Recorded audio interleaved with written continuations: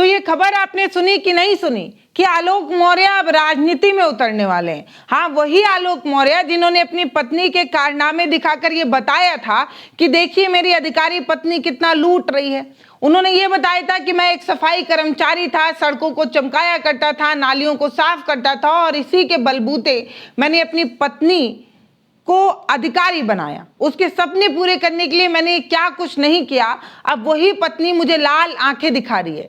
कल तक जो अपना विक्टिम कार्ड खेलकर एक बेचारे पति बनकर हमारे और आपकी संवेदनाओं के साथ खेल रहे थे, वो अब नेता बनने वाले हैं। तो क्या आपने कभी सोचा था कि एक सफाई कर्मचारी पति का इंतकाम कोर्ट की फाइलों से निकलकर सत्ता की दहलीज पर जा पहुंचेगा? वो राजनीति करने उतर जाएंगे, नेता बनेंगे। एक बहुत फेमस गाना है कि ठुकरा के मेरा प्यार मेरा इंतकाम देखेगी।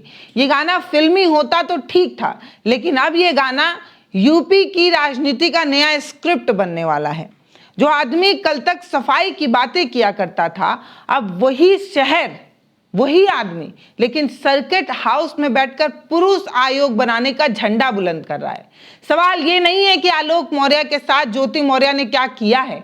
सवाल ये है कि क्या सत्ता अब इतनी गिर जाएगी, क्या राजनीति अब इतनी गिर जाएगी कि सत्ता के गलियारों में टूटे हुए रिश्तों की राख पर चुनावी रोटियां सेकी जाएंगी।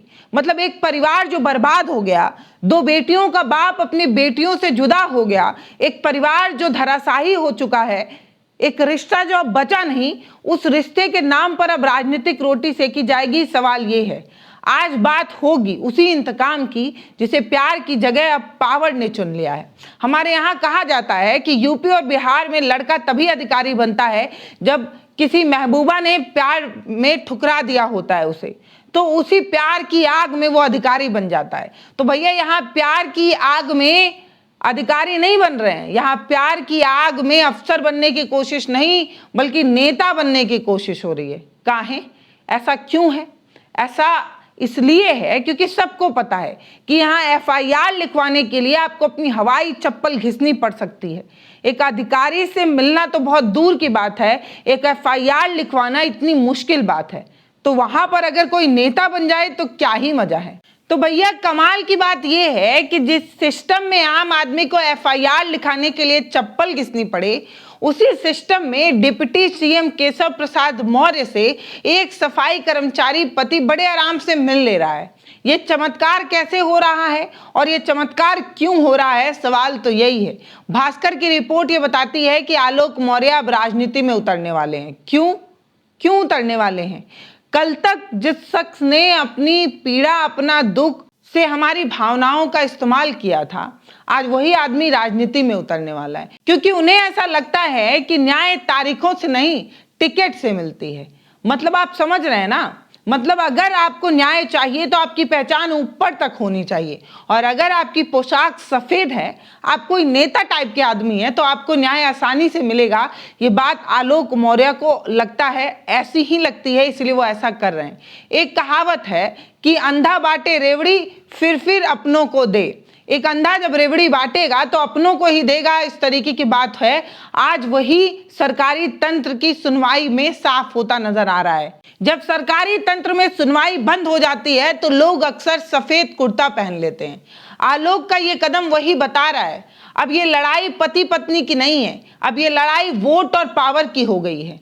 क्या राजनीति अब पर्सनल रंजिश पर किया जाएगा? क्या राजनीति को अब पर्सनल एजेंडा बनाकर जो है वो भुनने की कोशिश होगी? हर आदमी अपनी कहानी को पहले सोशल मीडिया पर भुनाएगा, मीडिया ट्रायल कराएगा और उसके बाद राजनीति में उतर जाएगा। और पुरुषों का एक तबका, अब आप सभी को पता है कि किस तरीके से आलोक मौर्य ये बता रहे हैं कि हमारे समाज में पुरुष कितना परेशान है। तमाम ऐसे केसेस भी हुए हैं, उन नामों को लेकर आलोक ये बता रहे हैं कि जजेस से लेकर बड़े बड़े लोग भी जब अपनी पत्नियों से प्रताड़ित हो सकते हैं। तो मैं तो भैया एक मामूली सा सफाई कर्मचारी हूँ। तो आलोक ये बताकर पुरुष आयोग बनाकर उस तबके को टारगेट करने की कोशिश कर रहे हैं जो तबका सच में अपनी पत्नियों से परेशान है। आलोक मौर्य ने अपने ताजा बयान में ये कहा वो गौर करने की बात है। उन्होंने कहा कि ज्योति के पास पावर है, इसीलिए वो मेरी बात नहीं सुन रही। अब मैं भी उसी पावर के करीब जा रहा हूं, यानी कि लड़ाई बराबर की होगी, लेवल टू लेवल। उसी पावर को पाने के लिए आलोक मौर्य ये कर रहे हैं। ये बयान सीधा प्रहार है उस पुरुषवादी सोच पर जिसे लगता है कि औरत अगर ऊंचे ओहदे पर पहुंच जाए, किसी ऊंची वाली पद पर बैठ जाए, तो उसे सिर्फ राजनीति के जरिए ही नीचे गिराया जा सकता है। अगर इतना ही बुरा लग रहा है तो भाई अधिकारी बन जाओ, लेकिन अधिकारी बनकर मजा कहाँ आएगा।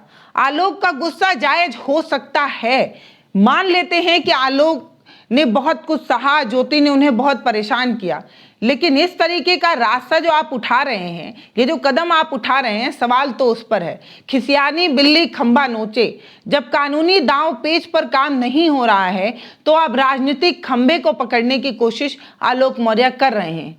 जो सेवा और जज्बा की बात आलोक मौर्य कर रहे हैं कि वो राजनीति में आना चाहते हैं समाज की सेवा के लिए, वो सेवा कैसी होगी। आलोक, आपको पता है कि आपकी वजह से न जाने कितनी बेटियां, कितनी पत्नियों ने अपना सपना छोड़ा है, क्योंकि आप लोगों की पारिवारिक लड़ाई की वजह से बहुत से ऐसे पति जिन्हें ऐसा लगता था कि उनकी पत्नी ज्योति मौर्य ना बन जाएं, इसलिए उन्हें अपने घर बुला लिया। उनके सपने आज तमाम तरीके की दहलीजों के अंदर कैद हो चुके हैं। आप उनकी आवाज उठा पाएंगे?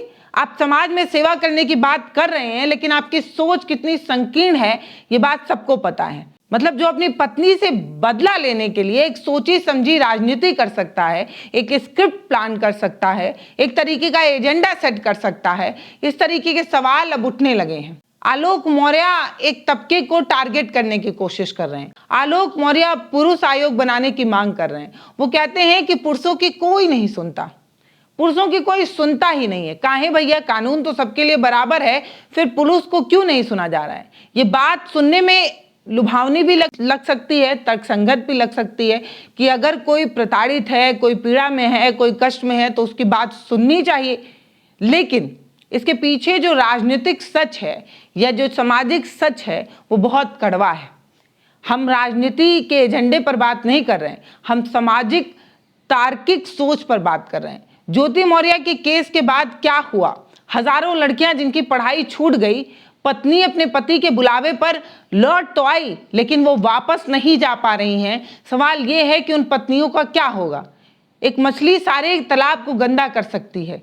उस सोच ने मासूम बेटियों के पंख काट दिए, जिन पतियों को ऐसा लगता था कि उनकी पत्नी ज्योति बन जाएंगी, इसलिए उनके सपने कुचल दिए गए। उन औरतों का, उन लड़कियों का इस केस से कोई लेना देना नहीं था, लेकिन वो लड़कियां तो अपने सपनों को भूल चुकी हैं, क्योंकि आलोक मौर्य और ज्योति मौर्य की लड़ाई चल रही थी। क्या आलोक मौर्य अब उन लड़कियों को वापस फिर से स्कूल भेज पाएंगे, उस कोचिंगों में वापस भेज पाएंगे, उनके सपने उन्हें वापस दिला पाएंगे? नहीं ना। पुलिस आयोग सिर्फ पत्नियों पर काबू करने के लिए बनाए जाने वाला एक नया हथियार होगा। सवाल तो यही है। घर का भेड़ी लंका ढाए। जहां घर का झगड़ा अब सामाजिक नींव हिलाने की बात कर रहा हो, जहां घर घर की लड़ाई में सामाजिक ढांचा और आपसी प्रेम खत्म हो रहा हो, उस लड़ाई को अब राजनीतिक एजेंडा बनाने की कोशिश हो रही है। आलोक मौर्य ये कह रहे हैं कि वो मोदी जी के आदर्शों पर चलते हैं। समाज में सफाई की जो लौ मोदी जी ने जलाई है, उसी पद चिन्हों पर आलोक मौर्य वो चल रहे हैं। अगर समाज चाहे तो वो राजनीति में उतर सकते हैं, और उन्होंने कहा कि बहुत सारे लोगों ने ये बात कही कि उन्हें राजनीति में उतरना चाहिए, इसलिए वो राजनीति में उतर रहे हैं। अब वो बहुत सारे लोग कौन हैं जो आलोक को इस तरीके की हिदायत दे रहे हैं, मुझे नहीं पता, लेकिन आलोक के बयान के बाद ज्योति मौर्य ने जो कहा वो भी सुनने लायक है। ज्योति ये कहती हैं कि किसी तरीके की कोई समझौते की कोई भी गुंजाइश बची नहीं है। आलोक एक बार कह रहे हैं कि उन्हें जो है वो समझौता अगर हो जाए तो भी ठीक है, ना हो तो भी ठीक है, लेकिन ज्योति ने साफ कह दिया कि किसी तरीके का कोई समझौता नहीं होने वाला है। अब जो बदला लेकर रहूंगा, ये बात आलोक मौर्य कह रहे हैं, जो ये कह रहे हैं कि मैंने पढ़ा लिखा कर यहाँ पहुंचाया, तुम्हें ताकत दी, तुम्हें रसूख दिया और तुमने मुझे बदनाम किया, अब मैं तुमसे बदला लूंगा। एक तरफ ज्योति मौर्य किसी तरीके की कोई भी गुंजाइश की बात नहीं कर रही है, दूसरा आलोक जो है वो बदला लेने की बात कर रहे हैं। ये दोनों बयान इस बात की गवाही दे रहे हैं कि अब न्याय कहीं पीछे छूट गया है। अब जो बात हो रही है वो अहंकार की हो रही है, बात अहंकार पर आकर लड़ गई है। आलोक का राजनीति में आना इस बात का सबूत है कि भारत में न्याय पाने के लिए सबसे तेज, सबसे सटीक और सबसे बेहतर तरीका है कि आप किसी पार्टी के कार्यकर्ता बन जाइए, बैनर ढोइए, जिंदाबाद मुर्दाबाद के नारे लगाइए, और उसके बाद आपको कहीं ना कहीं एक बड़े लीडर के सपोर्ट से आपको न्याय मिल सकता है। हाथ कंगन को आरसी क्या, अगर आलोक मौर्य वाकई पीड़ित थे तो उन्हें कानून पर भरोसा करना चाहिए था। उन्हें कानून के भरोसे इस बात की उम्मीद रखनी चाहिए थी कि उन्हें न्याय मिलेगा। उन्हें केशव प्रसाद मौर्य के शरण में जाना क्यों पड़ा? सवाल तो यही है। क्या ये इस बात की तरफ इशारा कर रहा है कि मौजूदा दौर में कानून से बड़ा हो चुका है अब कनेक्शन? जिसका जितना बड़ा कनेक्शन है, जिसकी जितनी बड़ी पहचान है, उसको उतना जल्दी न्याय मिलेगा। अगर इस तरीके की बात सही है तो आम आदमी के पास क्या बचता है फिर? आम आदमी तो राजनीति में भी नहीं जा सकता। आम आदमी के पास राजनीति के अलावा अपनी बात मनवाने का कोई और जरिया फिर बच पाता है? आलोक का राजनीति में जाने का क्या मकसद हो सकता है और वो राजनीति में क्यों जा रहे हैं? इस पर आपकी अगर कोई राय हो तो आप हमें बताइएगा ज़रूर कि आपको क्यों लगता है कि आलोक मौर्य को राजनीति में जाना है। लेकिन अंत में जो मेरा सवाल है वो आलोक और ज्योति का नहीं है। मेरा सवाल उन करोड़ों लोगों का है जो इस तमाशे में तमाशबीन बने हुए हैं, जिन्हें बड़ा आनंद आ रहा है एक पारिवारिक लड़ाई को देखने में, जो बहुत चटकारे लेकर इस लड़ाई को एंजॉय कर रहे हैं। क्या एक सफाई कर्मचारी का राजनीति में आना लोकतंत्र की सबसे बड़ी वाली जीत है, या ये सिर्फ एक कोई व्यक्तिगत लड़ाई है? कोई व्यक्तिगत लड़ाई जो है वो पॉलिटिकल एंगल लेने की कोशिश हो रहा है। क्या हमारी राजनीति अब इतनी गिर चुकी है कि वो पारिवारिक झगड़ों को चुनावी मंच देने के लिए तैयार है? मतलब चुनाव कैसे भी जीतना है, चाहे वो आपसी लड़ाई हो, सामाजिक लड़ाई हो या पति पत्नी की लड़ाई हो, उसे चुनावी मंच दिया जा सकता है। ये आप हमें कमेंट सेक्शन में बताइएगा। लेकिन यहाँ से अगर ये वीडियो आलोक मौर्य तक पहुँच पा रहा है तो उनसे कहना है, आलोक बाबू ये समझिए कि राजनीति इतनी आसान नहीं है जितनी आप समझ रहे हैं। आपके कंधे को इस्तेमाल किया जाएगा और फिर उसी कंधे पर बंदूक रखकर चलाई भी जाएगी। आपका चेहरा बनाकर उन तमाम पुरुषों को अपने फेवर में किया जा सकता है जो अपनी पत्नियों से परेशान हैं, लेकिन बाद में आपको उसी चाय में गिरी मक्खी की तरह निकाल कर फेंक दिया जाएगा। ये बात आपको समझनी होगी। अब दर्शक आप बताइए कि आप क्या सोचते हैं, आप क्या सोच रहे हैं कि आलोक मौर्य को और उनके मुद्दे को इस्तेमाल करने की कोशिश है?